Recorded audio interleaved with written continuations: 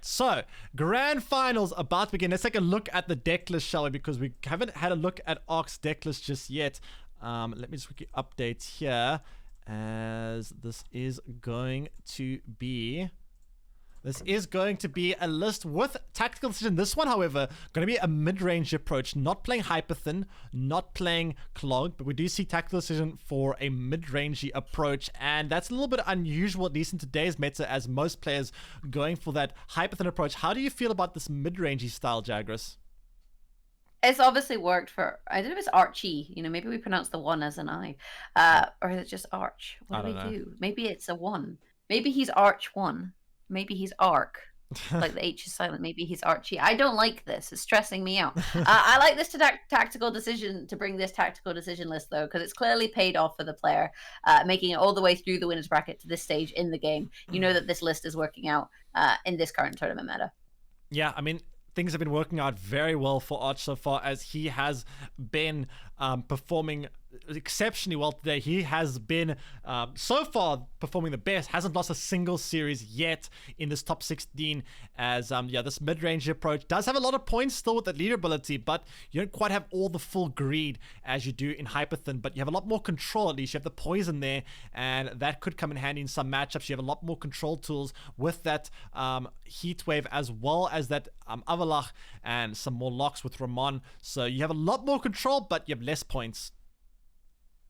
Yeah, it's maybe a little bit happier versus lists like monsters, like the Koshi list, where you can actually interact with your opponent, compared to Hyperthin, which just does its own thing, really. Koshi, you said Koshi is getting knocked out of the tournament left, right, and center, but Koshi has made it right the way through, nonetheless, the winners bracket to the finals. So that is something worth noting. But we do have line pockets. Is it going to be banned? Probably. We've seen Poison banning all the syndicates so far, so I would imagine he's probably going to keep that, keep true to that strategy and ban syndicate yet again. As last but not least, it's going to be Inspired Zeal for Arcia. This is going to be a devotion list once again, playing with that siege. This one, however, does have the Kutkudak rather than the Margarita. How do you feel about that, Jaggerous? You take away some control of yourself, but you give yourself a Purify. What are your thoughts on that? I mean, Margarita hasn't really been shining this tournament. Like, when is a situation we've been like, oh, that was such a good Margarita? It hasn't really happened. But then on the flip side, how often is there a situation where you think, oh, this deck really could have done with a Purify? Yeah. I feel like it's potatoes and tomatoes. Like, they're both vegetables. Yeah, I mean, the Cuckoo deck will be potentially valuable if you queue into Nilfgaard with those locks, but otherwise, it might not be all that amazing. We'll have to see how it works out for him. And obviously the Koshi list, this is going to be a non-devotion list. This one, however, does play Sunset Wanderer, no Heat Wave, as we do see a Caretaker instead. That's going to be able to purify as well. So it looks like Arc also having quite a few purifications in his list to just, maybe ensure that he can do well against Nilfgaard and all their lock shenanigans. And a ghoul, just because. I feel like we've seen a lot of kind of small changes in this list. The Force of Nature one. A lot of times it does a very similar thing to what everyone else has doing with a few kind of tweaks. I like Caretaker. I think I like the Caretaker more than the Queen of the Night Aguara. Just having that kind of refreshing Purify, I feel like does its thing. And how often are you actually using Aguara for lock? Not particularly often. So there we go. Yeah, I mean, the Ghoul can be quite good if you eat a Ganstian. Those Ganstians do strengthen themselves up to 9, so you can play 10-point Ghoul in round 3 potentially, which can be a nice little finisher there. And Koshi, a deck that has been a little bit of a mixed bag. Sometimes you see it performing really well, other times it can sometimes struggle. It's been very back and forth, but we'll have to see how it works out for Arcia as we take a look once again at Poison's decks, who, I mean, I must say, this Kyle deck being the star of the show today, I would say, as it's a deck you just don't really think much of. When you look at this deck, you kind of just go, Kyle's, I'm not scared of that. That's just a meme deck. But Poisson showing this is not a meme, guys. And if you want to think this is a meme, go for it. But I'm going to surprise all of you. And Poisson here in the grand finals is going to be looking to prove everyone wrong with his Kyle Soldier Nilfgaard list. Yep, it's made it to the finals. Admittedly, he's got to win this series twice. Oh god, why do we do this to ourselves? I'm at that point. This is the thing with losers brackets, is because they have to win the series twice. The final feels a bit weird because it's not just one series; it can be 2 series. Series I. That word is weird now. Yeah. But I love this list. I think it's a lot of fun, and I'm glad that we got to see it in the tournament.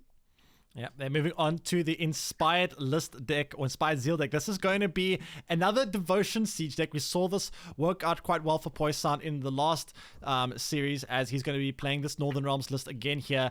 And yeah, again, a deck that just very, very menacing. If you play that Defender and you play that Faltus, if your opponent doesn't have very specific answers, there's just really not much they can do. They just have to just get out of the round as quickly as possible. And then you got round control to do all kinds of things in round 2 and still preserve that massive finisher for round 3.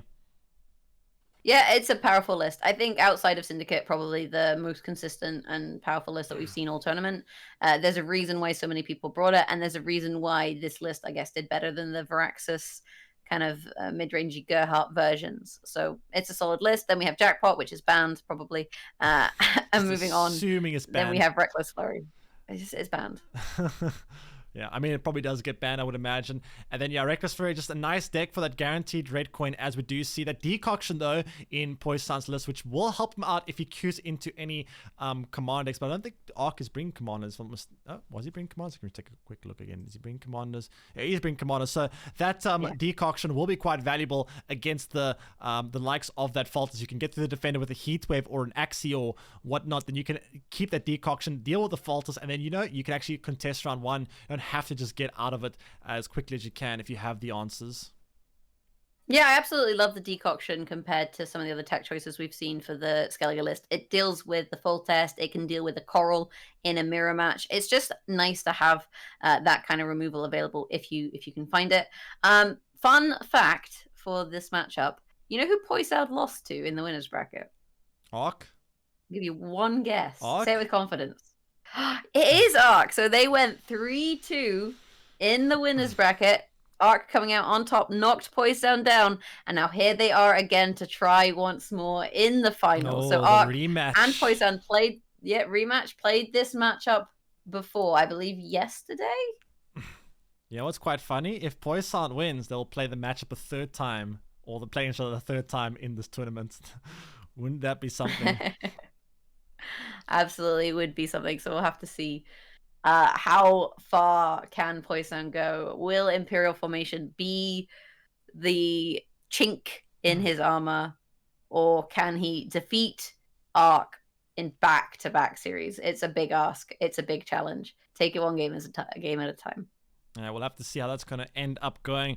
Before we do that, though, I'm going to play you guys one more trailer as we wait for the grand final to start. And just going to grab something to drink real quick, and then we can get in with the grand final. Game 1, and let's take a look and see who is going to get that first one on the board. Is it going to be Poisson? Let me just read the scores real quick. Yeah, is it going to be Poisson? Is it going to be Arch? How are these players going to sequence? Did Syndicate get banned once again? I mean, I think Syndicate probably did get banned.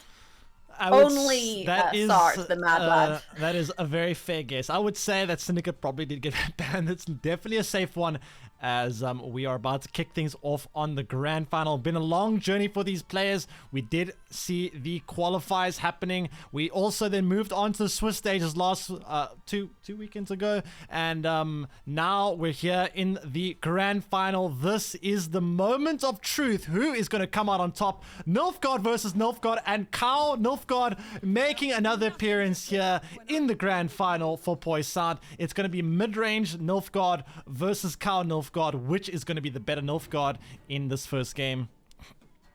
We'll have to wait and see with Archers. Yeah, his mid-range list. And these locks, I don't feel like they're going to do a huge amount. Keeping one for Jermaine is lovely, don't get me wrong. But beyond that, it's a little bit excessive in the matchup. And I think winning round 1 really vital for both players.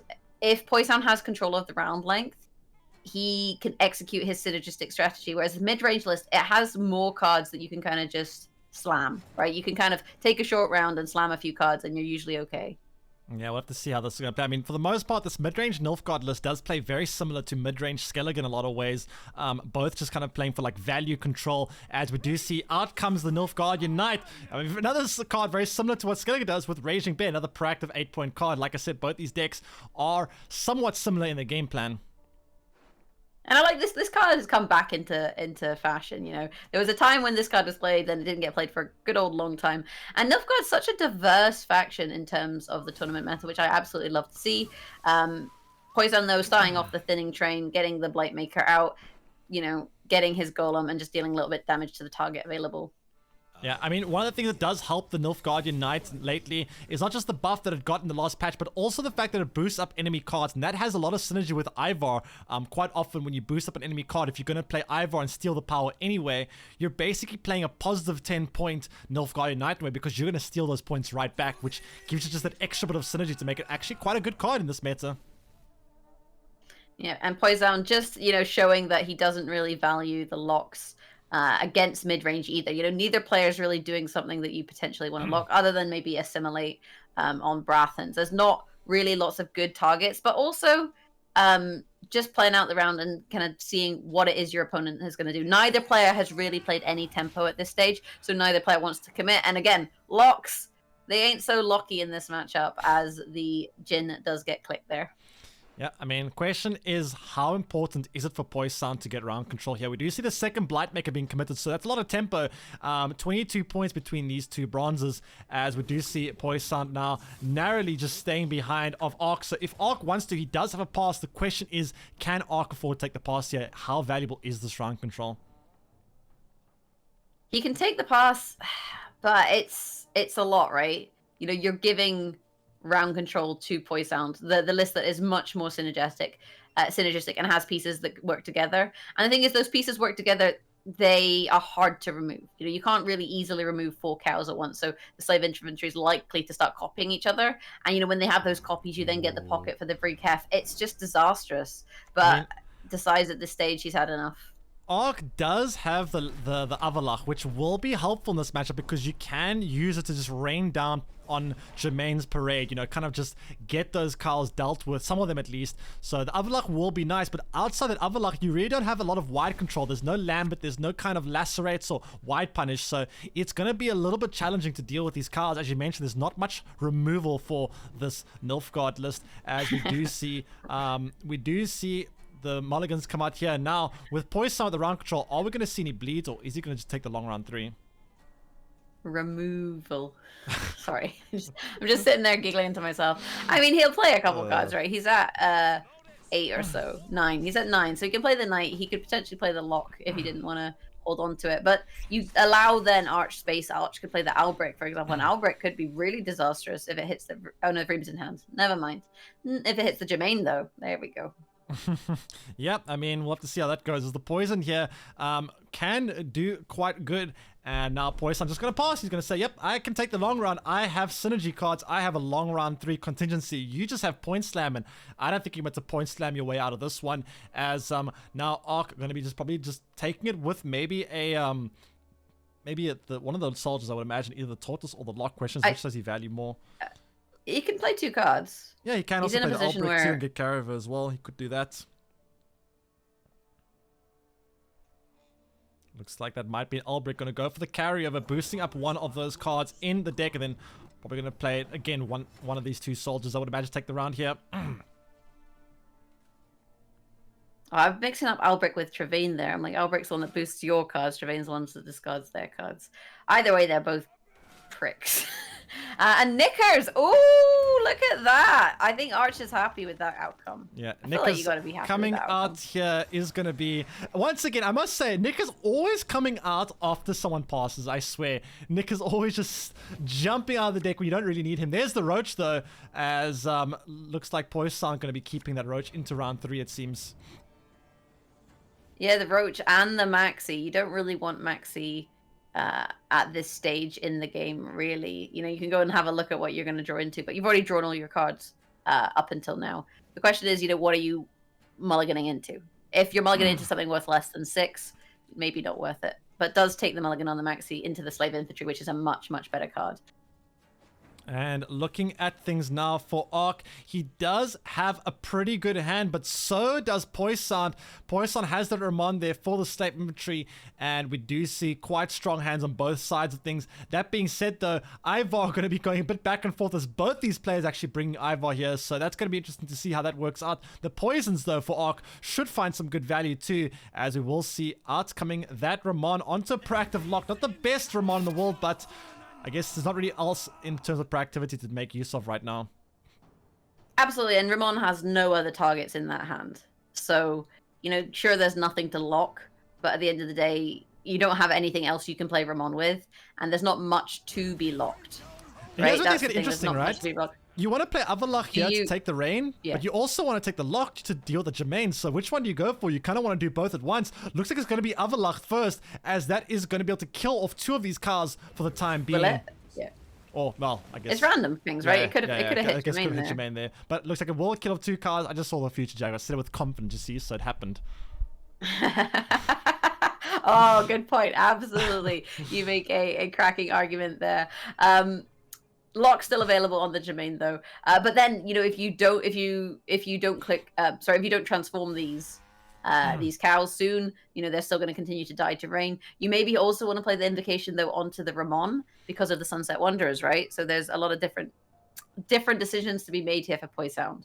Yeah, let's take a look now and see what Poisson opts to go for. You definitely want to start making use of these cars before they end up dying, as that rain is going to be a little bit annoying here as Poisson. I mean, if you play the Ramon, it's also quite nice you get the armor, so you not only do you get the slave inventory down, but you also put a whole bunch of armor on the Ranger, which can help mitigate this Avalach value, as we see just that happen. Here comes Ramon. There's the first set of slave inventory, transforming that first cow, enslaving the slave, as we see a leader charge here being utilized as well. And where do the pings go? Where does the rain go? You know, this is the thing, because at the moment, the Avalak has only killed one cow. The Avalak is equivalent to one cow death. So if the rain ping doesn't hit another cow, you haven't really gotten a huge amount of value from denying, what, one cow? It's not great. It's not great. And this rain could also hit the Sunset Wonder, which would be bad news. Would make the hits armor. I mean, luckily it doesn't hit the Sunset Wonder, which would make your Ivar worse, but it does hit the armor on the Ramon, so Ramon already finding some extra value there against that. And yeah, I know Avalak killed two cows, but then one more got spawned. So if you assume, you know, his choice was to play Avalak and kill cows or to lock Jermaine, then the net cow difference is one cow. And I mean, yeah, there's a pretty big point gap in favor of Poison there, but remember, Arc still has that massive leader ability with that snowdrop, which will play for so many points. And once again, armor getting value here on to that Vrygif. And again, this leader passive putting armor on the board being quite valuable here, getting that Vrygif an extra 2 armor, getting that Avalach less value. So Avalach, I mean, did kill some cars, but I don't think it ended up matching all that much. Why is there a 5-point car on the board? Is that a visual bug? I think it's a slave cow. It's a battle cow. He's ready to do cow things. Don't worry about it too much. You know, this is where you start to have problems. If you start thinking about it too much, that's where you have a problem. There are poisons available, so you want to probably try and kill off the strongest slave infantry as quickly as possible, just to deny some. Well, I mean, deny some frame value. Even if it gets boosted, you can still poison it. So it's not really denying frame value, but just removing those kind of units. You know it's going to be boosted. And yeah, this is not looking so hot for Arch. Yeah, I mean, Arc does have a lot of points with that leader ability still, it must be said. But again, Poisson still has a massive value to get with that Ivar still. So, I mean, it's looking good for Poisson, as we do see now a poison coming out onto that slave inventory, trying to deny a little bit of value on that Vreemde, but Vreemde's still going to get so much value here, and Arc doesn't really have much he can do to stop it. No, there's nothing he can do to stop this, and this is the thing. This soldier list is so hard to shut down. You need to win around and bleed them, basically, because you can't easily stop the cows because there's so many units without something that does damage to the whole row. You can't easily stop the slave infantries because slave infantries create more slave infantries. And then it's been drawing so consistently as well. You know, we've seen multiple times Vrygif available, Jermaine available, Vreemd available. it's just a horrible list to play into. Oh my goodness, that is a massive Ivar, man. Ivar in this meta is such a filthy card. With all the Sunset Wanderers running around, this card just plays for so much value. That being said though, the game still very close, but Arc is a card lower than Poison, and Poison still has that massive Vim the finisher. Then again, Arc has some really good finishes of his own. Don't forget, leader ability with this Snowdrop and that Afon is going to play for a heck of a lot of points. Yeah, it's big, and Brathen's is big too. But then there's one more Slave Infantry, and that can always transform something else on the board. You know, waiting to see what that is, giving more points to Reams. You've got the Heatwave. The Heatwave is not that impactful, but the point difference already is 53 to 36. So that's an almost 20-point differential on even cards. Yep, definitely a very big point gap, but it's gonna start closing in very soon, as we do now see down comes that Brathen's. That's gonna be able to copy one of his Slave Infantry and will play for a decent amount with a similar value. So scoreline still within reach, but Poison has yet to play the massive finisher. Yeah. And the Duchess plays straight into this Slave Infantry. So this Slave Infantry now playing for 9 points in value. Reamed there. And there's what? 5? 6? 5? 1, 2, 3, 4. 5. The cow is confusing me. 5 reamed targets on the board. And it's a big reamed. Here comes the leader onto the Afan and drawing into the Blightmaker there, or rather the Mage Assassin. Quite nice top decks, as this is going to play for so many points. Tactical Decision just being one of the strongest leaders, if not the strongest lead ability in the game right now. Look at that point swing, and Snowdrop still yet to be clicked. This is going to be playing for so many points, as now Arc starting to take the lead once again. Yep, 78 points to 62 with Dead Man's Tongue, which isn't a bad card by any shout, but here's the Vreamed to try and close up the gap. Oh, doesn't even quite close it up. Ooh, this is going to be close. Heatwave going to be playing for 12 points. This is going to be playing for 8 points. Wait, don't tell me to tie. Wait, no, it can play for more. No. Dutch's performance makes it play for actually 9. It's a tie. Okay, never mind. It is going to be a tie. Oh no. It's going to be a tie. I'm getting PTSD from last Invitational Jaggerous. It's happening again. It's happening again, Jaggerous. I don't get paid enough for this. Wait, you're getting paid? I was just gonna say. No, that's the problem. That is in fact the problem. It's like that meme. Oh dear. I thought that the Vreamed was gonna be enough, but just the sheer point, the point slam, the point value, the mid-range list of Nilfgaard showing up to play and brings it down to the nail, literally. And looks like it is going to be replayed, as, looks like Carl's not be able to get it to win through just yet. We go again, it seems. Game number 1.5, as everything is going to be still squared off 0-0. So, let's just try again and see what happens. And what has Arch learned? Has Arch learned something from that matchup? Has Poison learned something from that matchup? All I've learned is that locks are garbage in this matchup. All right. And if you think about it, the rain pings, right? The rain pings decided the game. Yep. Let's take a look now at game number 1.5, as this is going to be Nilfgaard versus Nilfgaard yet again, as we do see Poison with a bit of a brick there. Both of the Imperial Brigade in hand, as we just see Poison just going to throw away this lock here, saying locks aren't really going to be valuable for me, so just dumping it out early stages of this round. Yeah, and it's playing out relatively similarly here. Both players just playing some bronze cards, some soldiers, some Blightmakers, and then seeing how things go. With that said, Poison, both Imperials in hand, not so great. No Blightmakers for him, so I think it's going to be a much tougher round 1 for Poison. Jaggers, I just realized, I know we can blame for this last game. We can blame Doggo. If a certain Doggo didn't jump out in round 2 for no reason, those 3 extra points would have won the game for Poison. So I learned we can blame Nickers. But if the rain pings had hit a cow, or literally any kind of unit that had health and not armor, then Arch would have won. So we can also blame Avalak. No, I blame Nickers. It's all Nickers' fault. Well, there he is. You called him and he came. You said his name and now here he is. So let's take a look now and see what happens in this game. Are we going to see a pass come out from Poison, or is it going to be Arc that budges Still 10-point lead in favor of Arch. Both players have to, looks like Arch once again take the pass. Both players have to be very careful about the Sunset Wanderer. And I mean, if Poison has to play 2 cards here, Sunset Wanderer could be a bit awkward. What exactly does Poison actually play? This is looking a bit awkward. He can heat wave the 11. It's not a nice heat wave, you know, because there's going to be good use for heat wave later on, but it does cleanly put you 1 point ahead. So that's what he should do. Yeah, I mean, it might have to be the heat wave. It's not exactly ideal, but there's not really many options for Poison here with this brick in hand. So yeah, probably gonna have to just be the heat wave, I would imagine. There's nothing really else he can do that's nice. I mean, he could play like Ramon with a soldier for 8, but then you have to use leader charges, you know, a couple of them, which isn't worth it. There wasn't a succinct way to do it. And unfortunately, actually, the Roach coming out as well. So Roach and Knickers out in round 1. Maybe not exactly what you wanted.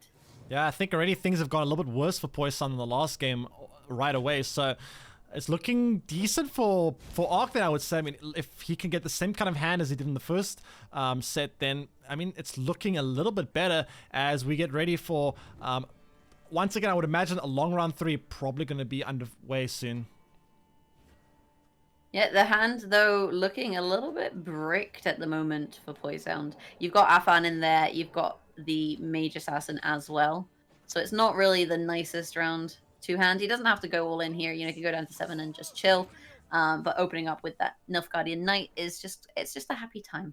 Let's get an 8-point Nilfgaardian Knight on the board. Also setting up the soldier for that brigade to probably thin the brigades out, try get some better top decks going into round 3, as we do see the brigades coming out here for a little bit of extra thinning. I mean, Poison has thinned the deck a lot, so he's got the Roach and the Knickers as well as the brigades thin, so he's going to top deck, you would imagine, quite well. But let's see if it's going to be well enough as we get ready for a long round 3, I would assume. I was going to say this is a little bit of an awkward gap for Arch to close, and he's going to have to look at the ways he can do it. And Poison, I guess, is one of them. You've got Morale with double Poison, although he may get locked, but you could go then the Cupbearer, for example, and deal with it that way. But actually going for a little bit of a bleed here. Interesting. Poison shaking it up a little bit this time around. He's going to actually get some pressure onto Arch, trying to maybe force the ooh, and now we see Morale coming right back here, and Sunset Wanderer coming out now, forcing Poison to stay in this round. The problem is for Poison, he doesn't have an Ivar, so if his Sunset Wanderer comes out, Arch can play Ivar, but Poison can't, which could be a pretty big difference in this game. And so took the card. Lost the card. Wow. It was greedy. I mean, but he must have known that was coming. He saw the poison. You've got to expect the follow-up poison. You're maybe just trying to get rid of the Sunset Wanderers, but go down a card. That's a choice. Yeah, I mean, things have looked like they've gone a lot worse for Poison this time around, unfortunately for him, as we get ready for a long round 3, and Arch with a very strong hand right now, and Poison also not a bad hand, but again, he's a card down, which is already putting him on the back foot compared to the last game. Yep, and once again, Maxi showing up quite late for Poison going into this round 3, but sticking around this time around, shall we say, does show the top card, so you can have a look at what Sunset Wanderer is going to pull and stuff. Ramon, though, this time has a much better target. You're not playing Ramon onto a lock, you're playing Ramon onto a tortoise. Yeah, Ramon coming out onto that tortoise, going to be playing for just a nice 11-point opener, as Poison here probably going to get that Jermaine set up soon. As we do see down comes, what is that exactly? That is going to be Maxi. Maxi. I mean, this Maxi going to be a bit late. Unfortunately, no Ivar for Poison. That's going to be a huge card to miss out on, and no way to tutor it. This deck doesn't have a leader ability that lets you get into the deck, so Poison going to have to live without the Ivar this game, which is a big card to miss. Yeah, because if you have Ivar, you know, if you play your Sunset Wanderers, you can then have some Ivar on Ivar action. Although maybe he shuffled the list, because Sunset Wanderer is still going to draw a card. I guess it is possible to draw it, but it's just a little bit unlikely to get drawn into. I mean, there's 5 cards. I mean, I guess it's a 1 in 4 because Maxi shuffles. So 1 in 4 to draw the Ivar. Maybe it will happen. Let's see. Sunset Wanderer now coming out. You didn't? I don't think he shuffled. Oh. Why would you? Oh, well, maybe he did. Because I was going to say he kept the Blightmaker. So if he did shuffle, you know, he's risking pulling a Mage Assassin. But I guess just deciding that it's worth it. Looks like that is going to be killing 2 cards yet again. Nice Avalach there, as Poison getting the Ivar is huge off of that Sunset Wanderer. That very well could maybe save the day for Poison. We'll have to see if it's going to be enough. Again, Ramon coming in onto the range road there, trying to utilize that armor to soak up some of this rain value, as that is going to enslave the already slaved cows, as we see this Ivar possibly going to come out soon onto that Sunset Wanderer. Yep, and this time the rain does hit another cow against the odds, doesn't hit armor, hits a slave infantry, hits a cow, and that's a big moment, believe it or not. Yep, that is going to be a lot of value on this Avalok, missing all the bad targets, hitting the cows time and time again. So now we're going to see a lot come out on to the Jermaine. I mean, everything has gone a bit worse for Poison this game compared to the last. So I would imagine if the last game is anything to go by, Arch should be in a much better spot, as we do see the Ivar coming right back onto that Ivar. But it's just, I'm not sure if it's going to be enough for Poison. And Poison, he needs more small targets, right? You want to make as many slave infantry as you have. You still have Righef, so you've got 2 more transforms there. You've got 1 in hand as well from the slave infantry. The Blightmaker gives you a couple okay targets. You get the 2-point Mage Assassin, which is nice. But, you know, that damage is going on to armor, but at least you can transform it. And you're down a card. I think the card is a big deal as well. And now Blightmaker coming out for Poison here. That is going to be playing for 11 points, but there's so much arm on the board that might not actually play for the full 11 points. Unfortunately, does hit the Ramon, so losing out on a bit of value there, as we do see a 10-point lead in favor of Poison, but this time a card lower than Arc. And Arc is just trying to wait a little bit on the Brathens, right? He wants to try and play the Brathens as late as possible to avoid giving Poison a transformation target. Oh, is he going to poison? Is he going to transform the Maxi, try and deny this poison? I mean, it's a bluff. There's no poison hand. He's not going to transform the Maxi. I think he knows that. Is it? I can't actually see the deck. I can't guarantee see if it's guaranteed. I'm not 100% sure. There might be a Fangs, but we've seen one Fangs. We've seen Morale last turn. So, you know, I think there is still one left. But looks like the Blightmaker now being copied from the Brothens here. That's going to be playing for a whole lot of points. And Arc still holding the lead with a leader ability still in the mix, which is going to play for so many points. This slave infantry will once again transform that Dutch informant, and this Rim that will play for a lot, but I just don't know if it's going to be enough, as we do see Arc with a much stronger leader ability than Poison. This time around, though, Poison, he does have the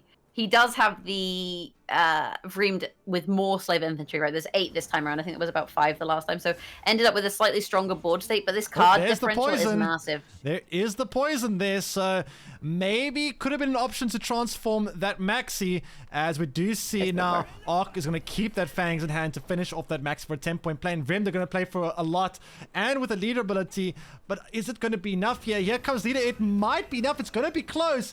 Here comes the Afon.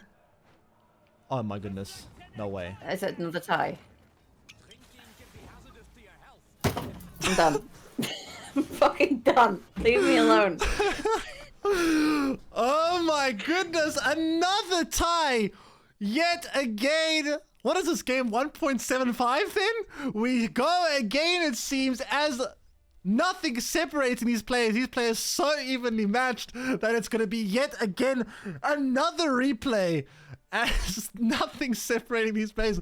Looks like we were going to finish a bit earlier this time than last year, Jaggers, but the universe says nope, 4 AM cast again. I'm not coming back. Wake me up when this series is over. Not this series, this specific matchup. Oh, boy. I'm done. I've had enough. I want to go home. At this point, I choose death. You know, we talked about the players. If you lose, you die. I guess they took that quite seriously. It's so annoying. Like, it comes down to these tiny things, like the rain pings, like the armor, you know, the Blightmaker, the Mage Assassin hitting armor. It's all these micro RNGs that have just cursed us. And looks like we go yet again. For the 3rd time, it is going to be Nilfgaard versus Nilfgaard, mid-range versus Cow soldiers, as these players, just nothing separating them in this series. Absolutely. It's literally, these decks are equally good. You know, at this stage, this could be a 7-game series. I think it's quite safe to say this is a very tight matchup, I think. I know, I thought it was over. You know, when I saw how far ahead Arch was with the Snowdrop, with all the plays, getting the follow-up poison, I was like, right, it's over. But the sheer power of the leader, you know, the Afan, and having so many units available to boost with Reamed just brought it up to a tie. Oh boy, I really hope this game is not going to be a tie, as we are going to see, once again, double Blightmate come out round 1. And yeah, I mean, I must say, you know what really saved the game for Poison that last game? That top deck onto that Ivar saved the day. If he did not get that Ivar, that was most certainly a loss. As we do see now, Dead Man's Tongue coming out here, thinning the deck for Arc, just making sure he gets those important top decks later on. And unfortunately for Poison, no Ivar to punish this Dead Man's Tongue here. No, Ivar is never to be found. I think actually Poison did see it with the Maxi. I wasn't paying that much attention, to be honest. I'm at that point. You know, this always happens with invitationals with cats. We get to that point where I'm just like, okay, we're on the final. We're almost there. And then we get ties, and then we get like extra series and all this shenanigans. This round 1, though, both players played some Blightmakers. Dead Man's Tongue as well. 29 points to 14. That's quite hard for Poison to overcome. Yeah, this is going to be a long series. I mean, I need to remind you. Ooh, that's an interesting invocation. Oh my goodness. Yeah. And Roach coming out there. That is a nice little play, as that is going to be playing for, I believe, what was that? 15 points of temper plus the 3. That's an 18-point swing. Not too bad. And maybe, you know, Arc picking the wrong target there by choosing with the Dead Man's Tongue to boost the mage, thinking, oh, you know, this is the smallest target, I'll do that, but not considering the interaction with Invocation, putting it on the top of your list and then thinning it straight back out. That was fine. Yeah, I mean, it's almost worth the 2 ties to see that play, she says, with deep levels of sarcasm. As I guess we'll see Brothers now coming out here for Arc, feeling a bit of the pressure here, saying, yeah, that's a lot of points. I need to start respecting this, as now Poison has to be a bit careful. This is where things get awkward, because, you know, if you play cards to the right of that Sunset Wanderer, it might come out prematurely. You don't really want to come out in round 1.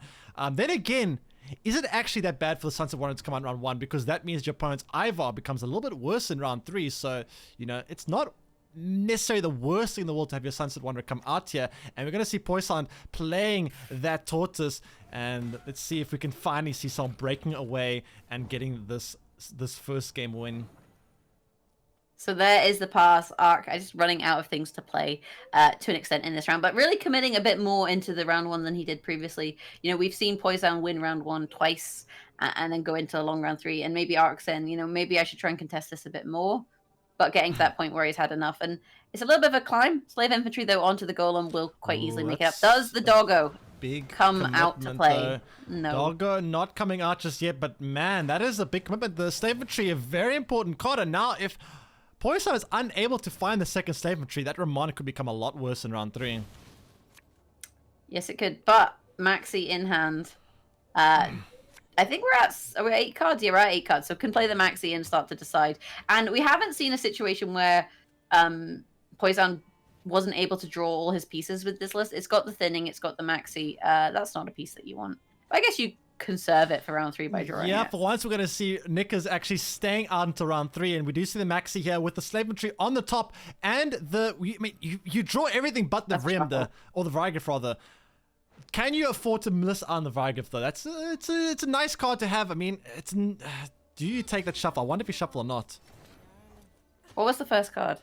I believe he had everything but Varigif essentially. It was Slave Infantry. Yeah, but what was the first one? Because we will know if he shuffled based on his draws. Slave Infantry. Okay, so he draws into Slave Infantry. And he does need the Slave Infantry, right? That's the thing. But then you can banish something to the bottom of the deck. So you could banish the Mage Assassin to the bottom of the deck and then not risk that brick. It's a choice. You gotta pass here. Yeah, we'll have to see what he goes for. I mean, you could play he's going to go for the second Blightmakers, put a bit more pressure on and thin the deck a bit more, I guess. Poison just really wants to try and get as much thinning as possible before round 3.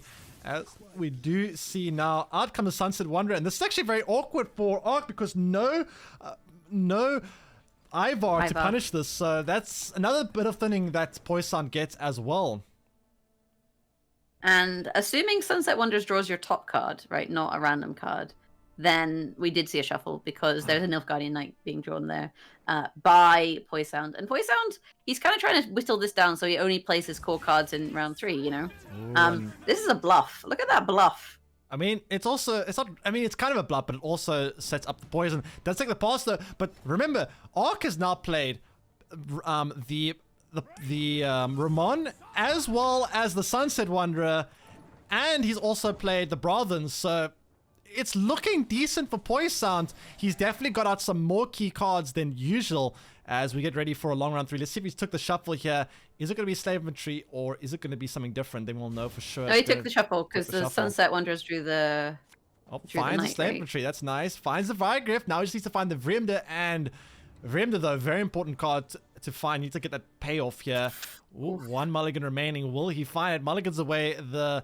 oh, he finds the Vreemde on the last mulligan. Very nice for Poisound here. Is it going to be enough to finally separate these two in this first matchup? Yeah, this deck, the way that Poisound pilots it, for a list that isn't a tactical advantage list, is surprisingly consistent at finding the tools that you need. Unfortunately for him, though, Ramon onto a lock once again. Actually, no, he's got Ramon. I tell a lie. He's got Ramon onto Slave Inventory. I'm talking nonsense. And again, opening with Jermaine, I'd imagine we'll see Avalak once again. Will it kill 2 cows? It's killed 2 cows twice, Avalak, right? We've seen Avalak onto cows 2 games in a row. Doesn't hit Jermaine. Yeah, I mean, it is likely to kill 2 cows. Is it going to kill 2? Oh, this time, though, nope. Not killing 2 cows. Yep. The stars are aligning for Poisound this time around. It's game over. The cows have survived. Are you saying that this whole series relies on the critical mass of cows? Yeah, cows with guns. It's a real issue. Yeah. As it gives him more Slave Inventory rockets. There's the doggo coming out for round 3. So between that 1 cow and Knickers showed up in round 3, the game is now over. Looks like the whole farm is coming out to play here, as we do see now the Morale coming out trying to deal with one of these Slave Inventory things. Oh, both armor looking a lot worse for Ark this time around. Armor being hit twice there. This Avalak doing much, much worse than the previous. I think we might finally get a winner, as we do see Ark having things kind of not go his way this time around, and the lock now coming out onto the Morale there. Yeah, the lock onto the Morale, and there is a follow-up poison, of course, with the Cupbearer. Morale's almost like an extra, like a spare poison, so the lock not hugely impactful to Ark in that he can do the follow-up, but the rain in Spain does not fall mainly on the plain, as these cows have survived the flood. These were the ones that Noah took on the Ark.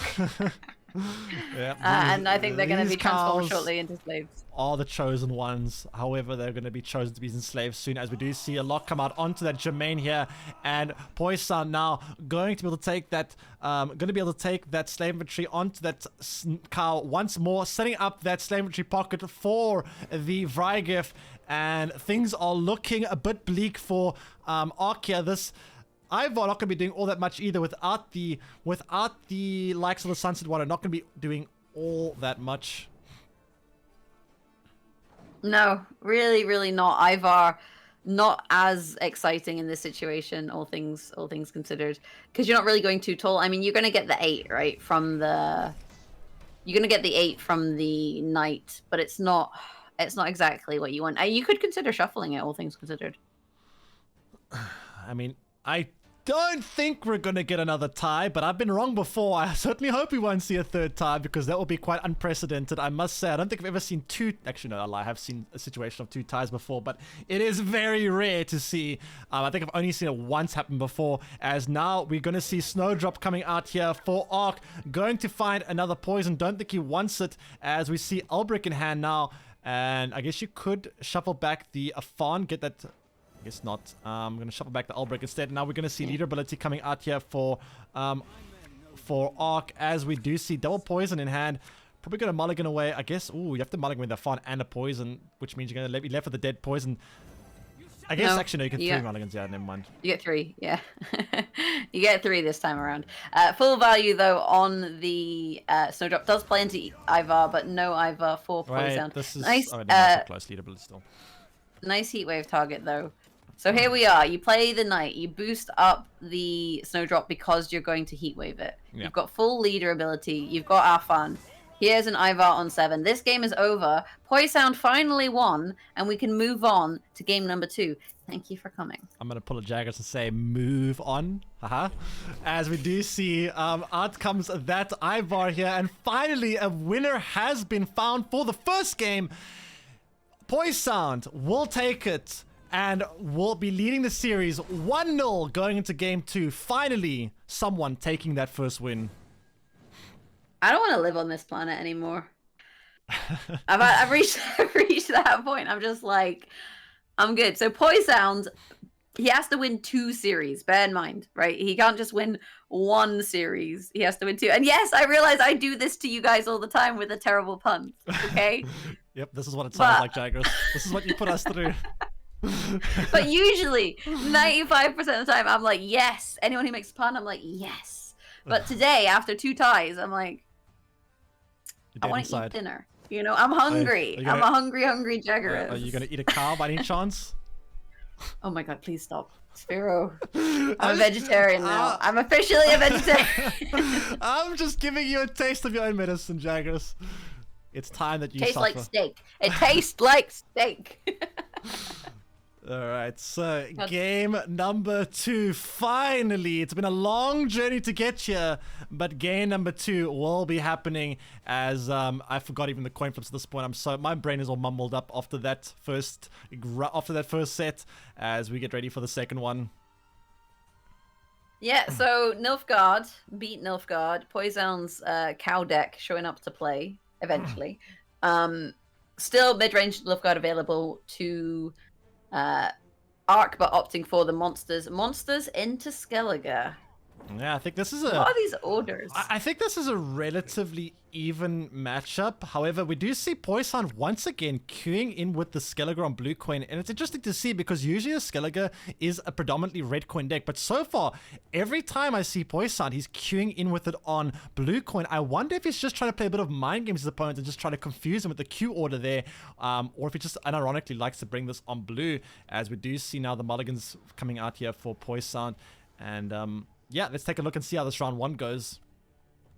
No, we've seen him do this before, and I think it's more about him trying to find his best matchups into monsters, because this is the thing. Koshi against his Nilfgaard, he doesn't really have control for.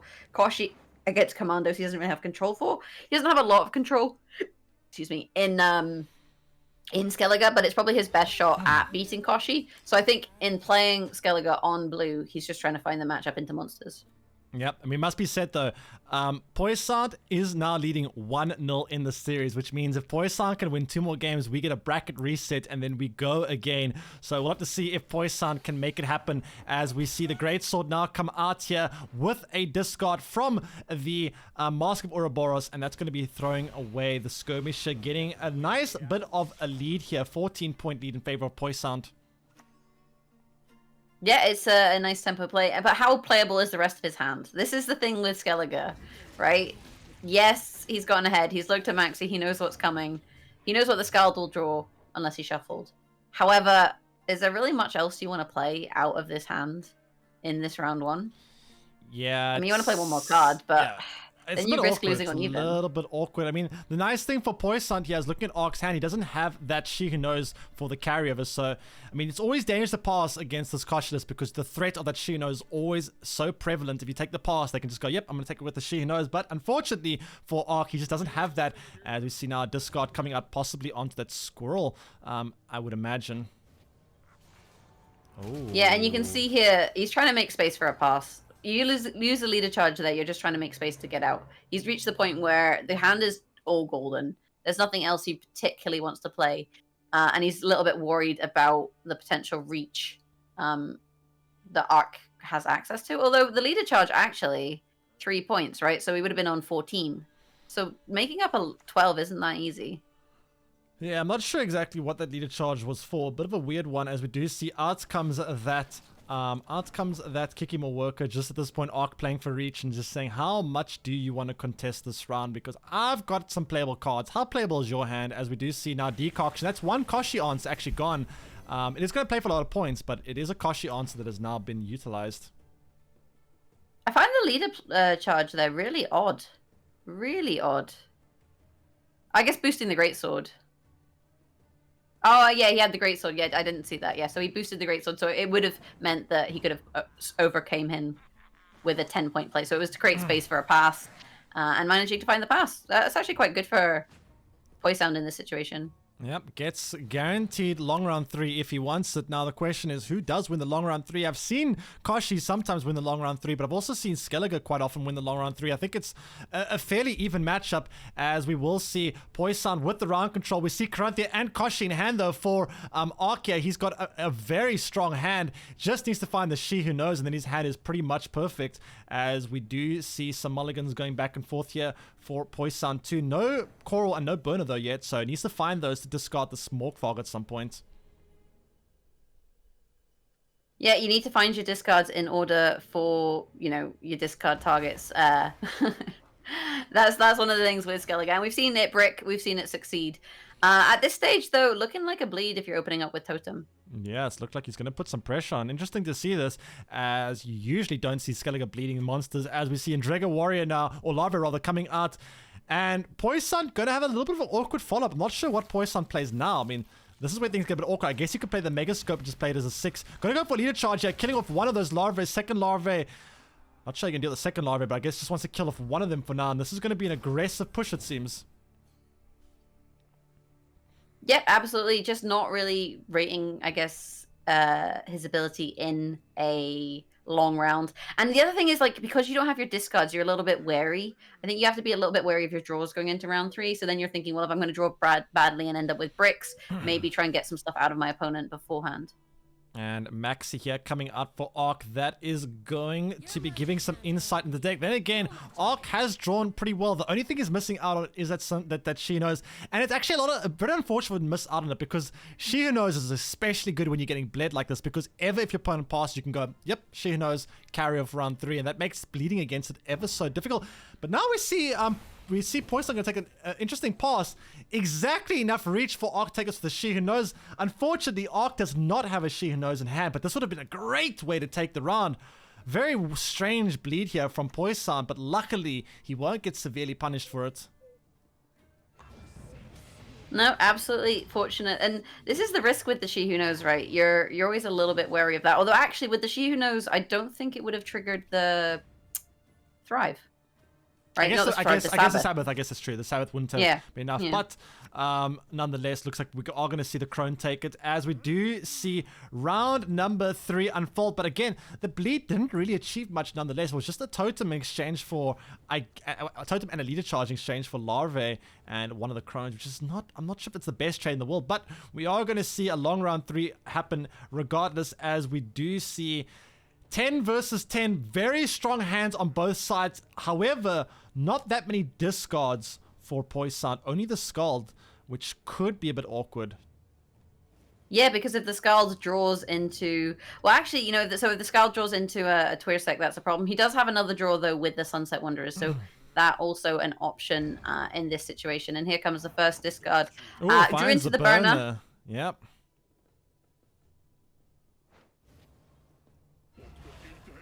And I'm wondering if you wait, you know, maybe you wait for the Sunset Wanderers to draw to see if it draws the Coral before you play the burner. And we do see a Neuromancer coming out here onto the Larvae from Arc. That is going to be a very telling story for Poison. He's going to be going, if you're taking a Neuromancer onto a Larvae, you got a good hand. Your hand. So Poison probably getting a little bit scared here, as Sunset Wanderer now coming out, drawing into that Brooks, which actually isn't that bad. Getting on the Thrive curve is going to be nice. Leader charge, will it be able to kill any larvae? It doesn't kill any larvae, unfortunately. It does set the Junod, but those larvae will survive, and things aren't looking too good for Poison right now.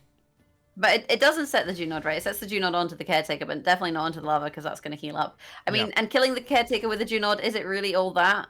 The Purifiers don't really mean anything in this situation. You probably do want to keep that Junod for the Koshi, I would imagine. So probably going to be held onto anyway, as we do see right now things going relatively good for Arc. Now we're going to see down comes the Witch Apprentice on the Thrive curve. Will not have Sabbath, but it does play on Thrive curve quite nicely, and not really that easy to kill efficiently right now with that Gutting Slash being utilized already. No, and this is the thing with Skellige. They don't have that many ways of removing things, right? They don't have that many answers. They have a few, don't get me wrong, but a lot of their damage, there's random pings, for example.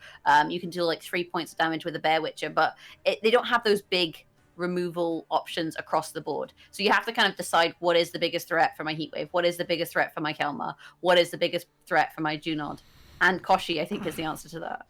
Yeah, it looks like Hjalmar coming out here on to that Witch Apprentice, and Sunset One are now coming up for a massive point swing in favor of Poisson. But again, make no mistake, this Koshi list has so many points once that Adrenaline kicks in for that Caranthia Koshi combo.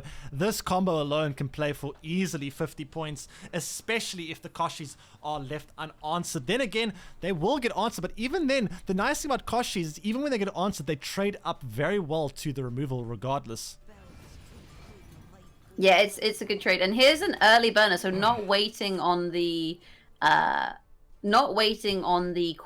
taking the burner quite early. Finds a Twirsec and the Megascope. Happy to discard the Megascope and the Twirsec for a little bit of value, but that was a risk. You know, when you're drawing into Witchers, that's always going to be a risk. And here comes the Caranthia onto that first Koshi, likely going to get cleaned up by a Junod. I would imagine Leader Charge coming out here, getting that extra larvae out so that you can obviously get as much value as possible on the Thrive curve for the second Koshi, as you will see the Junod snapped to it, tied all up, 45 to 45. This is neck and neck, both leaders being expended, but it's looking decent for the Koshi player. Still so much power left in this hand.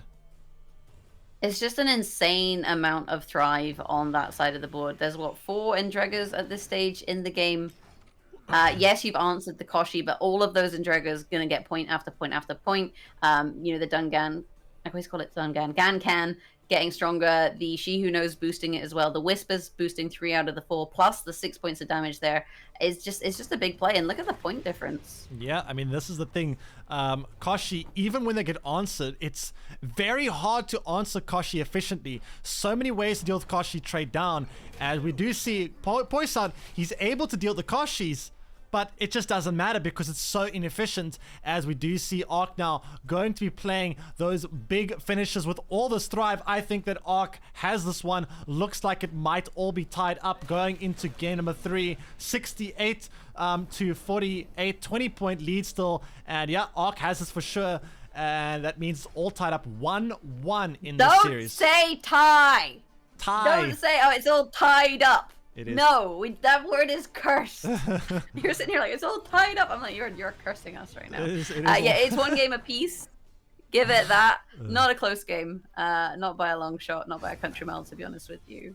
But it does mean 1 game apiece. And Skellige unable to beat Koshi. Koshi, though, I think had a good matchup going into Poisson, so not surprised to see that win there.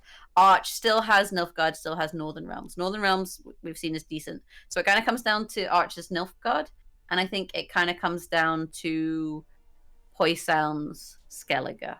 Yep, 1-1 going into game number 3 now. This series is so far been very neck and neck. Not much separating these players here. Remember, these players are playing for that $600 first place prize. Second place is $250, I believe. So that's a nice bit you can pocket extra by winning this series, as we are going into the 3rd game now. If Poisson is able to win this series, he will force a bracket reset, which will extend into another game. If not, though, if Arc can close it out here, he walks on home with that $600.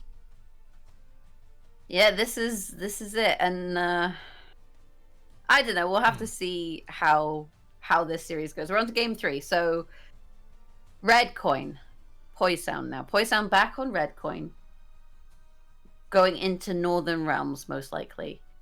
His options are Skellige, which kind of loses to Northern Realms, or Northern Realms, but you're on blue coin. So I feel like this next series is going to be a tough one for Poisson.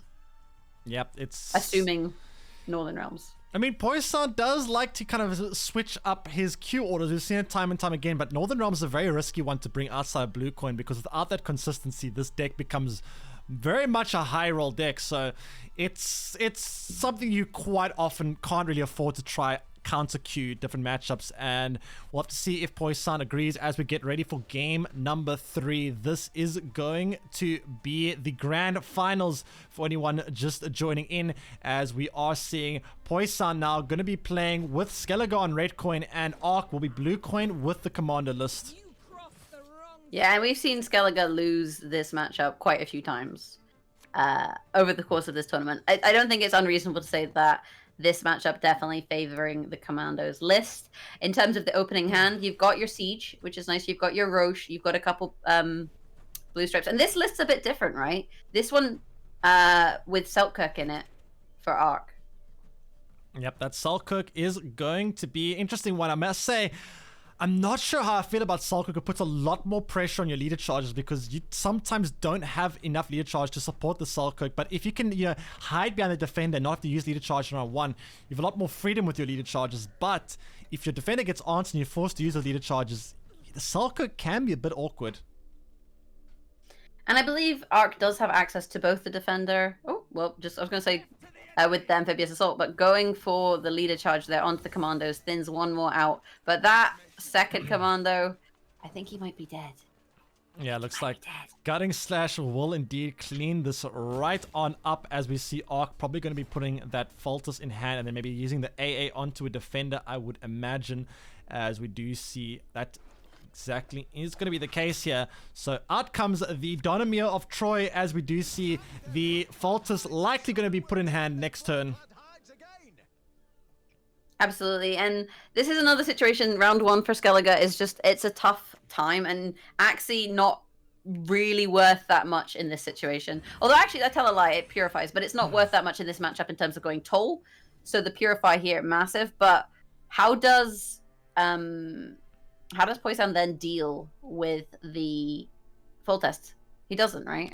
Yeah, I mean, Poison, he could try go for leader charges and set up the Junod, but you're playing a little bit of a risky game there, as we will see Arc now. Actually, I like us from Arc, going to boost up the Faltus with this, actually, with that Marine to try and play around that Junod, which is quite interesting, as we do see maybe a discard come out onto the Greatsword to set up the Hjalmar. Maybe we'll see the Greatsword getting discarded here, as we do just see just that very nice heads-up play from Poison, discarding the Greatsword, and meaning that he has now got the removal reach to deal with a boosted up Faltist.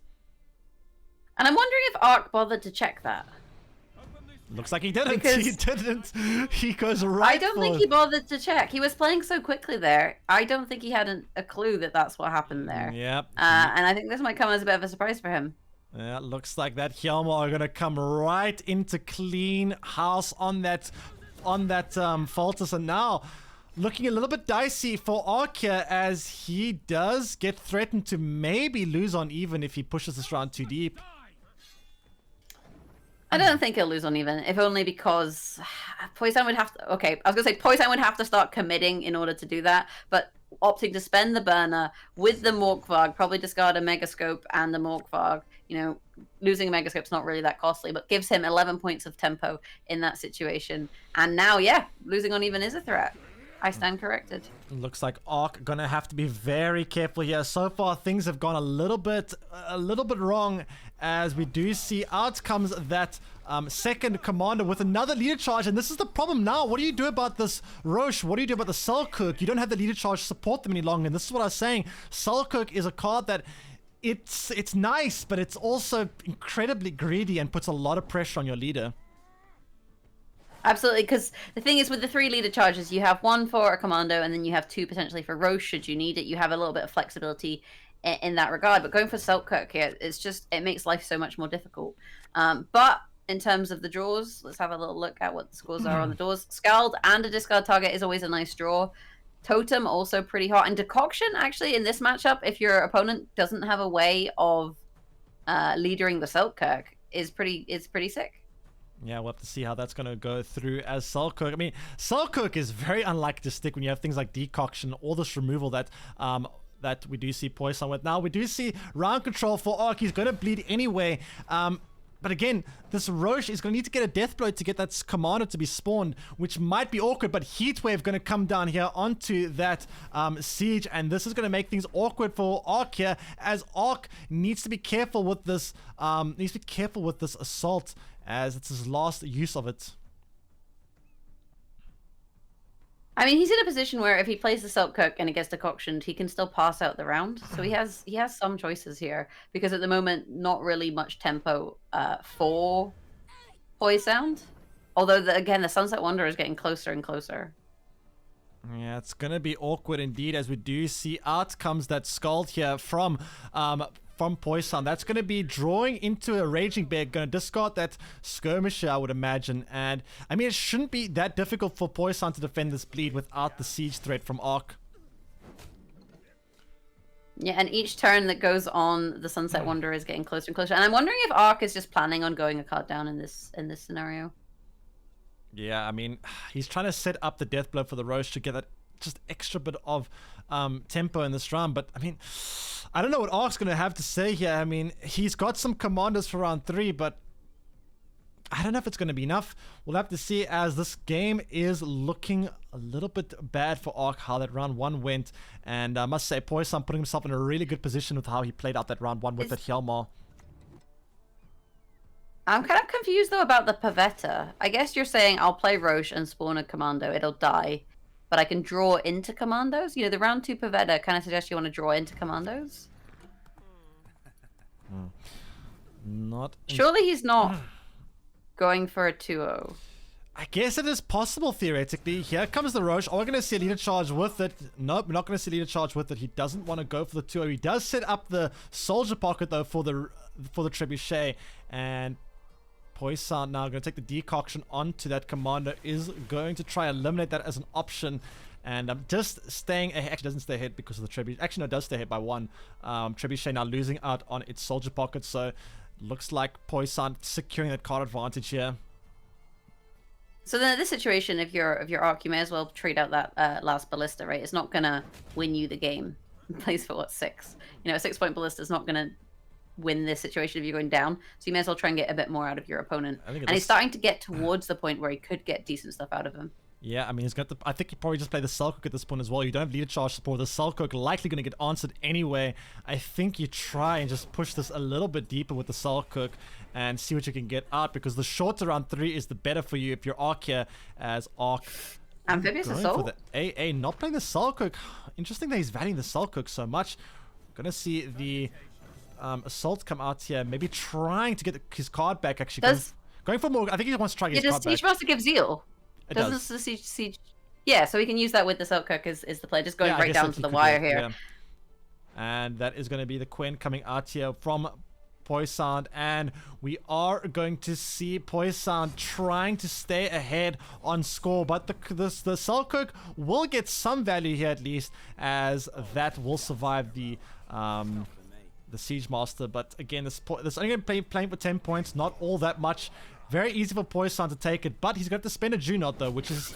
Ooh, is that Junod yeah, we forgot about Hugo, so that... Oh, wait, Junod is not enough by itself, so you're going to have to go actually with Trebuchet. Yeah, Junod leader charge? Going to have to be a leader charge, yep. I think 1 leader charge isn't that expensive though, when you're up a card. But... here comes the draws, right? So you're going to hopefully draw into commandos. Hopefully. And not brick any cards. Meanwhile, Skellige hasn't played Heatwave, I don't think. Draws into Coral. No, Heatwave was played. Heatwave was played onto the Siege. But yeah, I mean, it's going to come down to the commanders. Is there enough commanders? I mean, the thing is, there is a lot of points still for Poison with 2 leader charges that totem. One needs to dodge the commander. Finds the Kukudak, which isn't too bad, at least all things considered. I mean, it's not too good. Yeah. It's not too bad. Could have been worse. It's definitely not too good. That is true. And you can be an uninteractive friend here as well. And a bricked Twirsec, though, for... Oh, no, it's not bricked. It's got Coral. Jeez, I'm tired. And Coral now coming out here for Poison. Not going to need to click it. I don't think he's got any threat to click. So just going to leave the Coral on the board, as we do see Arc now going to be playing the Kukudak. And last play will be the massive commando finisher. But will it be enough to win this series, or not the series, but this match for Arc. It's a lot of commanders, but is it enough here? Yeah, I'm not too sure how many commanders it is. It is a decent number, but there's 2 leader charges for Poisound. Maxi only plays for 6, but look at the point differential at this stage in the game. You know, you need 3 commandos just to even it up. Probably more than that at this stage. Probably 4 commandos just to even it up. 5. You need 5 commandos just to even the score. So you need 7 commandos to win. Actually, more than that because of the leader charges. It's over. Oh, yep. Looks like Poison will take it. And now Poison 1 win away from forcing a bracket reset. 2-1 lead for Poison going into game number 4. Can Arc force a game 5 though? Maybe. I mean, what's left? Is it NR? Oh my god, it's NR, right? He's got to beat NR. Arc has to beat Northern Realms twice. With Skellige. No, with Skellige? With Nilfgaard. Nilfgaard and Skellige. And with Northern Realms. No, with Nilfgaard and with Northern Realms. Yeah, so he's got to beat... There's no Skellige for a thing. So we've got NR versus Nilfgaard, and NR versus NR is what are the options. Oh boy. I have a feeling we might see once again. This is just a deja vu of lost Invitational. It's happening again. The PTSD is kicking in, Jaggerous. It is, but I might just tag out with Spessy. He can tag team for me, and I can eat dinner. I'm so hungry. My belly's sitting here going. You can't hear it, but it definitely is. Yeah, Poison though, really putting on a show today. And bear in mind, he has played series after series after series. Yeah, this has been a long one. I mean, this has been 2 ties already in this series already. It's been a long one. As we get ready for game number 4, this is going to be Poison at match point to force a bracket reset. Poison moving on to his Northern Realms. Now Arc going on to yet again Nilfgaard mid-range, as we are going to see this matchup unfold soon. The thing is, Poison needs some very specific answers. If he doesn't, this defender and this Faltus could run away with things. Yeah, we've seen it happen a few times, and the defender and the Faltus having answers for both of them is quite a challenge. And looking at this hand, I don't see the answers. Not by a country mile. And looking at this opening hand, you see the defender there. No assault though. Never mind. There's the assault from the Talus. And defender coming down right away. And looking at Arc's hand, he does have 2 poisons and he does have a lock, so he can deal with things. So Poison luckily, or Arc rather, luckily does have the answer he needs. Down comes the Fangs of the Empire here, dealing with that defender. And now we're going to see Poison going to be shuffling that Faltus in hand, I would imagine, as we do see Roche coming out first. And then obviously followed up by a Faltus being put in hand with that Curse Scroll. Absolutely. It is a little bit slow, you know, because you need to play the poison and then the lock and that kind of thing. But at the same time, it's like, sure, you're not dealing with full test. You're still dealing with full test the turn that he gets played, right? Because Poison has to play... He played the defender, then the Roche. It delays the full test by 1 turn, which means you can use double poison to clean things up and then have the follow-up on the lock. So we'll have a look and see what happens here as Double Fangs coming out. And now Locke will be able to deal with Faltus. Unfortunately for Poison, no Kutkudak for him to make use of to purify this Faltus, as it will get shut down quite efficiently. Can he Amphibious Assault it? I don't know if he even plays it, honestly. I don't know if he plays the Kutkudak. Oh yeah, actually I don't think he does. No, I don't think he does. It was Arch that plays the Kutkudak. You know, this players both bringing commandos. I'm getting a bit mixed up here. So you've lost your full test. You've played your only duplicate. You have reinforcements, so you could go for that kind of route. You don't have siege in hand as Poisoned. It's not looking great for a round 1. Yeah, definitely not looking amazing at all. But I mean, then again, you still get to get some. You don't have much copy. I mean, you can go for the AA here, and you can maybe go for the reinforcements. But we do see Albrecht now coming out for Arc. Is he going to get some temper, or is he? It looks like he's going to go for the temper here. Onto that Major Sass now, getting ahead here, as we do see out comes that 7 points of the Carrack Marines. So still yet to click the commandos though, and wants to maybe try keep them going into round number 2. Yeah, I think Poison feels okay with playing the Marines here. they're not hugely impactful for his strategy. They give him 7 points, so they allow him to stay in the round a little bit longer and maybe hope for a pass. But Arc with the Nilfgaardian Knights there is setting up for the Ivar. Like, you're not going to get great options for Ivar other than maybe an Amphibious Assault target, and even then they don't go that tall. So in this way, what Arc can do is he can play his Nilfgaardian Knights and then just play the Ivar for a huge point swing and threaten the win on even. Yep, here comes the reinforcements, getting a second copy with that. Again, Poisson just not budging. He's playing chicken here with Arc. He's saying, how far do you really want to go? Do you want to sacrifice that? Do you really want to sacrifice your Sunset Wanderer to push this round deeper? Because I'm not clicking here until you do, as Arc going to be playing the Nilfgaardian Knight now, setting up that Ivar for some decent value on that Roche. Yeah, and still no clicks to be clacked. That's the official sim. And Jonathan, thing is, Arc is happy to keep going there into the Amphibious Assault, and he can look for more copies. He could, for example, go here, for the... oh my god. Ooh, that's so many points coming out there. And we do now see probably Arc going to just say, nope, I'm out. I don't think Arc will run into play into that at all. That is just so many commandos. 68 to 35, 33-point lead in favor of Poisson. Arc going to just say bye-bye as we get ready for round number 2. Yeah, the click basically just secured him the round. He was trying to hold off on it as long as possible, but maybe didn't want to go one more card down in the situation. You could have maybe held it, try and force Poisson to make a choice. I'm not sure about the click, to be honest. I feel like he could have waited one more turn.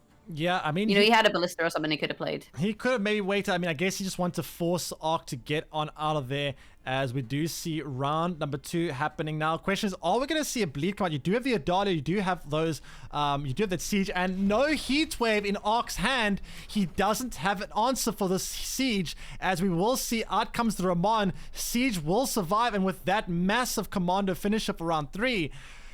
Then again, I just realized there's no Pavetta, so we might have to see Poisson playing the AA for Pavetta this round just to make sure that he can guarantee those draws in round 3.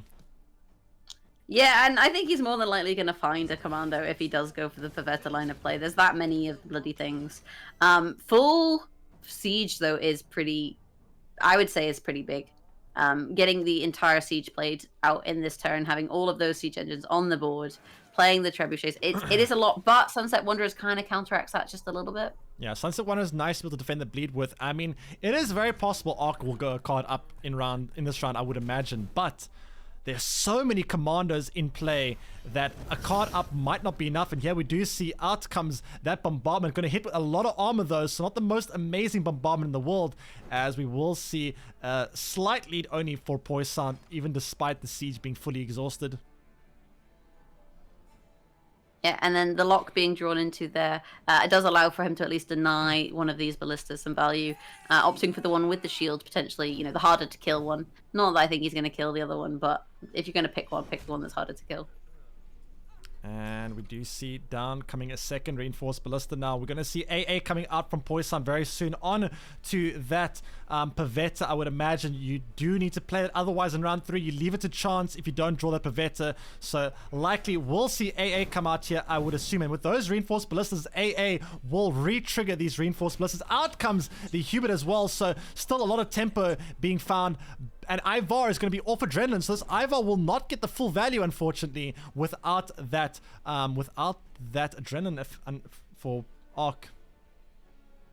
Yeah, so losing the adrenaline is pretty big, and Ivar, I think, not going to be so shiny in this situation. You can always shuffle him later on, but I do think that Poisson is quite happy to play all of his cards in this matchup. Yep, and like go down to 0 cards and then go into round 3. Yeah, we see the Pavetta shuffling back here, and that's a sizable point lead. I mean, Arc is not going to have an easy way to do this. Ivar going to come out here, but this is only going to be playing for 8 points, as there is not going to be adrenaline active for it, so that's not going to be enough, which means that now Poisson has the pass, securing round 3 on equal cards, and with all those commanders, I don't know if Arc is going to have enough. This might be the moment. Yeah, how does Arc catch up if Poisson goes all in like this? I don't think he... I guess he's going to have to go leader with... He might have to go leader, I believe, with the Snowdrop. I would imagine that 12-point gap is going to be big. And Poisson securing this very short round 3 with commandos. This puts Poison in a great spot. Is it possible? Is it possible? What are the chances? I would love to know of Poison missing all the commanders going to round 3. It's probably incredibly unlikely, but it's. I think Ark is a little bit tilted though, because opting to play the Ivar over the Avalak, you know, you're losing value on your weather in doing that. And actually, yeah, going keeping the leader but playing Snowdrop. That's a choice. Oh boy.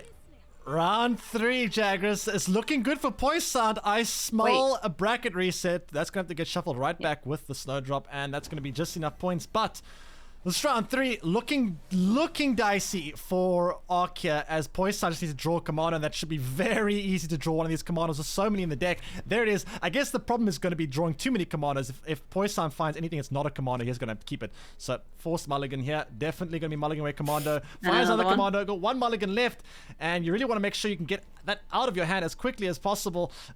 Will he find? Oh no! Ooh. Oh, he might still be fine, but that's going to be just a brick card, unfortunately. With so many commanders in the deck, this is somewhat likely to happen, I guess. How many does he have? You know, maybe having 2 is useful because you can fill both lanes. But then he bought the siege ladder, so he can actually fill both lanes anyway. And I mean, but then is this going to be a game-losing brick? That's the question. Going to play the first commander, not going to opt to click here, just going to leave it on the board. And Ark now with the leader ability, will he find the Afan? I don't. Oh, no, we haven't seen Afan yet. 1. No, we haven't seen Afan. 2. There's the Morale, but is there going to be an Afan? There is no Afan, unfortunately, for Ark, so he will not get that extra bit of tempo with the leader ability. The Morale will be nice. There's no answer for Morale, but I don't know if it's actually going to be somewhat close with this brick. Dead Man's Tongue will still play for a decent amount, and unfortunately Morale not going to be doing much, unfortunately, with the Mage Assassin pinging that. Yeah, we've got the leader charges, remember, as well, but Dead Man's Tongue playing for, well, it depends what his biggest banish is. In before it's another Heat time. Wave? Yeah, I guess it's just Heat Wave for 10. Stop it. No, we picked the bronzes. I guess that also... The oh, it's E8. 11, okay, never mind. And no, 6... it's Archer's win. Oh, okay. And it's the brick. It came down to the brick. Yep, came down to the brick. Looks like by 1 point, Ark holding on. Looks like it's going to come down to a game 5 here. And it's going to be a Northern Realms it's a Northern Realms mirror. Oh, boy. I feel like you can write this. I'm going to speak to the admins. They've clearly rigged this tournament to be the most bizarre final I think I've ever commentated. 2 ties into this sorts of nonsense. And we haven't seen a Commando brick, I think, all tournament. Yeah, I mean... I'm glad it wasn't the tie, though. Oh boy, it looks like Ark holding on by the skin of his teeth as we get into game number 5. And again, this could be the game decider. This could be the tournament. Or we might go again. It all comes down to this. If Ark can win here, he secures the title of DLG Invitational II champion. If not, though, Poison could get the win here and force a replay, as Poison, coming from the losers bracket, is looking to fight to stay in this tournament and get that $600 as we get ready for game number 5. Going to be a Northern Realms mirror. This is going to be a weird one, as these mirrors are... Oh, who is Bluecoin, by the way? Bluecoin, very nice to have in this mirror.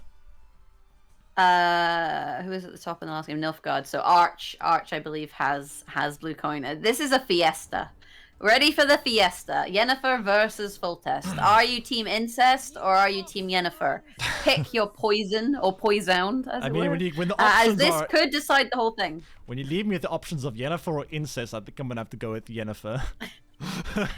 I mean, come on. I feel like you'd go with Yennefer regardless of what the options were. I mean, it's Full Test way. You know, this he likes. He's a strange man. It was a different time back then, you guys. You wouldn't understand. All right, so Ark with the blue coin will be helpful in this mirror, as we see down comes the defender right away, and that is going to just ensure that things will survive. Yeah, but Poison does have the tools he needs. He's got a defender, he's got a Full Test, he's got a Roche. So he's got the things to at least start spawning, but no commandos. And this is the thing, also no amphibious assault. Whereas Arch with the amphibious assault, with the Full Test, with the defender, I think Arch's hand plus the scroll just a little bit better.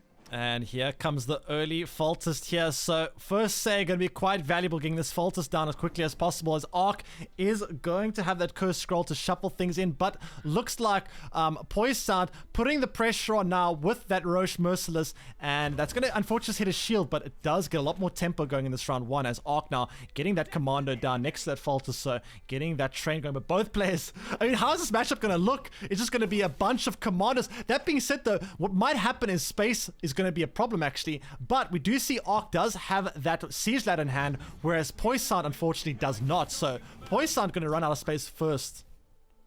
Yeah, that's absolutely true. Poison is going to run out of space first, but maybe you want to keep the Siege Ladder for later on. Maybe you want to keep it for round 2, round 3 to move the commandos to another row and swarm that way. If you can copy a buttload of commandos at this point, then perhaps taking the Siege Ladder into a future round is actually a better strategy. Yep, we'll have to see how it's going to end up going. I mean, I'm not sure how many Siege Ladders these players play. It might be multiple, as we do see now Roche being put in hand for Arcia. And yeah, this Siege Ladder is going to be quite valuable, I would imagine. AA coming out onto a Blue Stripe Scout, and unfortunately for Poisson, no AA for himself and no Blue Stripe Scout for himself. So things are looking decent for Arc, as Poisson is not going to be able to copy these commandos as many times. Nope, and Arc, he's got the full test going, he's got the blue stripe, and he's got the reinforcement, so we can kind of keep copying that way. And it may get to the point where he summons out a full row of commandos and just lets them copy going forward to potentially win the round. Because also he didn't play Roche, right? And if you don't play Roche, you have the additional space. Whereas Poisson playing the Karak Marine into the row there, into the front row, does mean that he's blocking some commando space. Yeah, I mean, so far though, Arc getting a lot more carry than Poisson. Poisson is struggling without the Amphibious Assault as well as those Blue Stripe Scout. And that's the thing, being forced to bring this deck on Red Coin just makes it so much more suboptimal, as we see now. Poisson, considering if he wants to pass here, does take the pass, and with a lot less carryover going into the rest of this game. And actually, if you think about it, Poisson telegraphing that he didn't have the commandos, right? Playing into the melee row like that, assuming they're still row locked, I'm pretty sure they are. You're basically telling your opponent, I don't have blue stripe commandos because I'm going to summon all my commandos onto this row. So it kind of gave the game away a little bit in that round one. Let's take a look now and see what happens in this round 2. I mean, first say with the siege is quite valuable. Luckily for Poisson though, he has found his siege, whereas Arc hasn't, and that is a very important card, especially in this Northern Realms mirror. Also the first save, very valuable. We might see a, I guess, are we going to see a bleed? That's going to be awkward if Arc passes here and gives first save to Poisson. That could make a difference. Then again, with so much more carryover, it's tough to call. It's tough to call for sure. This could be a close one. I don't think we'll see a bleed. I feel like you open a Kud Kadak like that, you're not maybe going for it. But then Poisson has to make a choice here. Because the thing is, if Poisson wants to keep playing into the round and then commits some of his siege engines, but tries to hold siege, that can sometimes be difficult. I really like the Natalis here. Find your Amphibious Assault, thin your deck a little bit, and then prepare that for the next round with Pavetta, such that you can thin your commandos in round 3 if you wish. And now we're going to see outcoming the AA from Poisson here onto that commando. And I mean, I guess he just wants to try to defend the bleed with this, or at least somewhat scare Arc into this push. And Arc is going to push here regardless. He says that, you know what, I've got way more commanders than you, so worst case scenario, I go a card down, but I have a lot more carryover, so I maybe don't care as much, as we do see with the 7-card threshold being crossed. Yeah, and it's an awkward moment for Poisson, because you don't really want to play too many siege engines without playing your siege. But if you're holding your siege and this bleed goes on, you get to a point where you kind of have to commit the siege. And then if you commit the siege, even if you go a card down, if Arch then draws into his siege, suddenly he has a siege in round 3 and you don't. So this bleed is actually a really interesting one. And Arch, he has the tools that he needs for this bleed in order to be quite comfortable. Like playing the Karak Marines here and just getting cards out of Poison is absolutely fine for him. And out comes that Marine here. I guess, again, Arc just going for a value bleed, just playing some cards, trying to make things awkward for Poison, as Poison recognizing this, saying, okay, if you want to do that, I'm going to play for carryover. I don't need the points. If you want to just play bad cards, I can do that too. Plays the commander here, gets a little bit more carry of his own to try and make up that big deficit in round 1. I mean, a card up and the Siege of First Say, that could be good enough for Arc or for Poison to overcome the commander deficit. But this is the thing, how does Poison even play the Siege now? He's played that many Siege engines. I guess he's got the Adalia for the copy. But, like, Arch, he can actually play the Amphibious Assault here as well. He's got Roche for round 3 to spawn commandos. He's got Pavetta for round 3. Oh, playing Pavetta now. He's just like, you know, screw it. Let's just play Pavetta, continue this bleed. Draw into commandos. I don't care. He don't care. He's just playing cards. Nope. And this is actually starting to get really awkward for Poison, because Poison doesn't want to play Pavetta this round. I mean, you can just play the Bombardment for now, I guess, and see what happens. And then, yeah, I mean, it gets a little bit awkward. We do see a Dahlia actually coming out here for Poison, as that is going to be a bit of a commitment. I'm not sure if it's going to be how many more Siege engines he has left in deck. There's not going to be many, but is there a 2-0 situation? If Arch decides to play his commandos this round. Could be. I mean, there's a lot of commandos. Arch could maybe go for it. I mean, it's not the craziest thing in the world. As we do see Arch, he's going for it. He's going for it. Is he going for it? He's playing the Roche, using a leader charge here. He's going for it. He's going for it. I love this. All in, it seems that so many commanders coming out. 33-point lead, and now Poison's going to have no choice but to play the Siege. And without... Oh, it's a sad Siege. It's gorgeous. I love it. I love it so much. It's a sad, gorgeous Siege. And here comes the Hubert, and it's not looking bad for Arc here.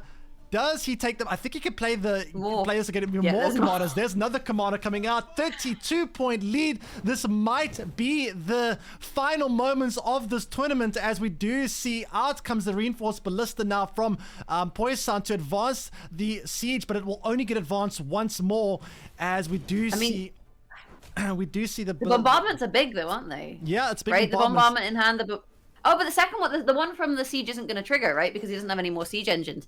Like, Arch baited him into playing all his Siege engines, gets another copy, pulls another one out. Out comes Hubert. The entire board is filled. 86 to 47, and I think it's over. I think so too. It looks like we might have our champion here, as these reinforced ballistas are going to be chipping away with that bombardment, playing for a whole lot of points. But these commandos also, melee row being filled up. This Pavetta just really isn't doing much. I think Poison, I think Arc has this. Poison going to have the Pavetta, but just no space.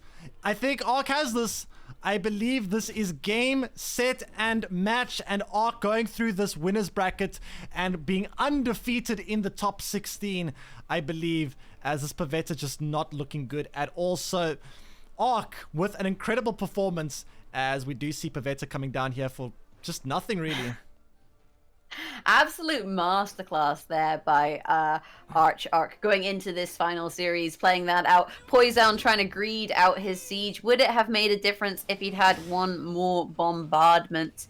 Perhaps, I guess. Actually, yeah, probably 64 to 53. But either way, I just feel like Arch played that round 2, that 2-0, absolutely gloriously. And now we can say for certain, no more ties. And Arch is the winner of the Gwent Invitational II.